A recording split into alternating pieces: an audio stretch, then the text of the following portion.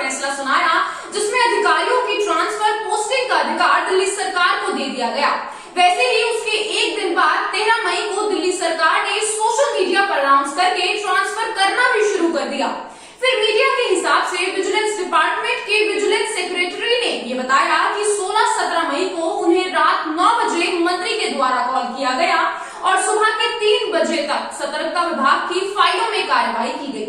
आगे सेक्रेटरी ने बताया कि मंत्री द्वारा 76 से ज्यादा फाइलें मंगाई गई, जिनमें कई फाइल्स कॉन्फिडेंशियल भी थी। उनमें छेड़छाड़ भी संभव है। जिन फाइल्स में छेड़छाड़ की आशंका जताई गई, उनमें मनीष सिसोदिया और सत्येंद्र जैन के आबकारी और शराब घोटाले की फाइल, साथ ही अरविंद केजरीवाल के शीश महल की फाइल और कुछ ऐसी फाइल भी हैं जिनमें दिल्ली सरकार के भ्रष्टाचार से लिप्त मामलों की जानकारी है। इसी को आपातकालीन स्थिति मानते हुए केंद्र सरकार ने दिल्ली सेवा बिल संसद में पेश किया और वहां से पारित भी करा लिया।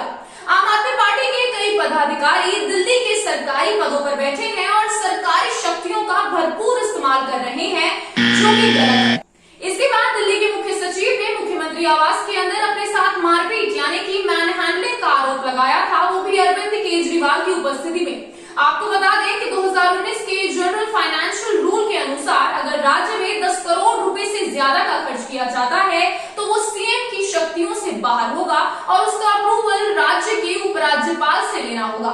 ये बात मुख्यमंत्री जानते थे, तभी तो उन्होंने अपने घर के खर्च के कई बिल बनवाए जो कि 10 करोड़ रुपए से कम के हों। एक 8.5 करोड़ का, एक 8 करोड़ का, एक 7.5 करोड़ का, एक 9 करोड़ का और एक तो 9.99 करोड़ का, ताकि अप्रूवल अरविंद केजरीवाल के हाथों में रहे और मन मुताबिक खर्चे कर लिए जाए। 27 अक्टूबर 2013 को अरविंद केजरीवाल उस वक्त की दिल्ली की मुख्यमंत्री शीला दीक्षित को लेकर एक ट्वीट लिखते हैं कि सीएम शीला दीक्षित के घर में 10 एसी लगे हैं, बाथरूम में भी। कौन भरता है इन एसी का बिल? मेरा तो कलेजा कांप उठता है ये सोचकर कि दिल्ली के 40% लोग झुग्गियों में रहते हैं, तो कोई सीएम ऐसे आलीशान घर में कैसे रह सकता है?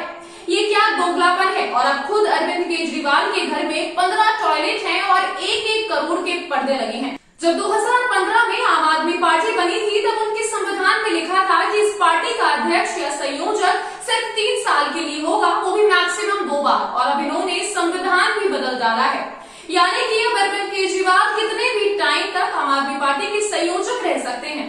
2015 के आंदोलन के दौरान केजरीवाल कहा करते थे कि हम राजनीति में कभी नहीं आएंगे, कभी कांग्रेस पार्टी का साथ नहीं लेंगे, बंगला नहीं लेंगे, ना कभी गाड़ी लेंगे और ना ही कभी सुरक्षा लेंगे।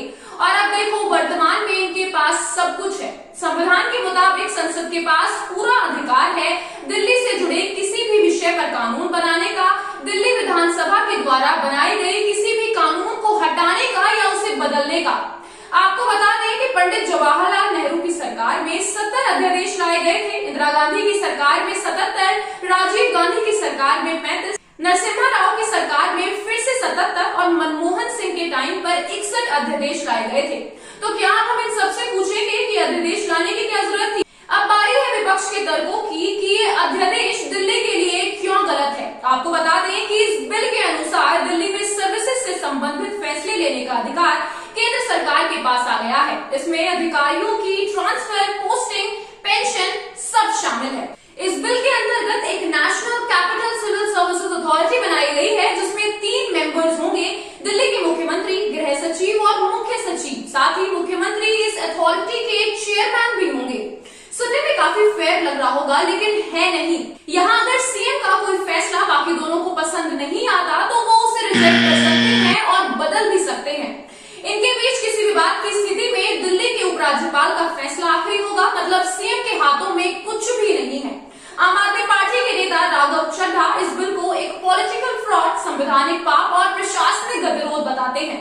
वो कहते हैं कि 1977 से 2015 तक तो बीजेपी ने खुद दिल्ली को पूर्ण राज्य बनाने के लिए संघर्ष किया था। 1989 के बीजेपी के घोषणा पत्र में भी यही लिखा था। वाजपेयी सरकार भी यही चाहती थी और उप प्रधानमंत्री लालकृष्ण आडवाणी ने तो लोकसभा में द कॉन्स्टिट्यूशनल अमेंडमेंट बिल 2003 भी पेश किया था, जिसमें दिल्ली को पूर्ण राज्य बनाने का प्रस्ताव था।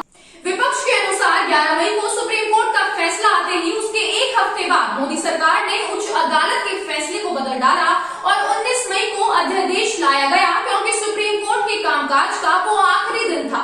ये बिल फेडरलिज्म के खिलाफ जरूर है, लेकिन आर्टिकल 239 AA की क्लॉज 3 के सब क्लॉज C में लिखा है कि अगर दिल्ली सरकार और देश की संसद के बीच विवाद की स्थिति होती है तो संसद का फैसला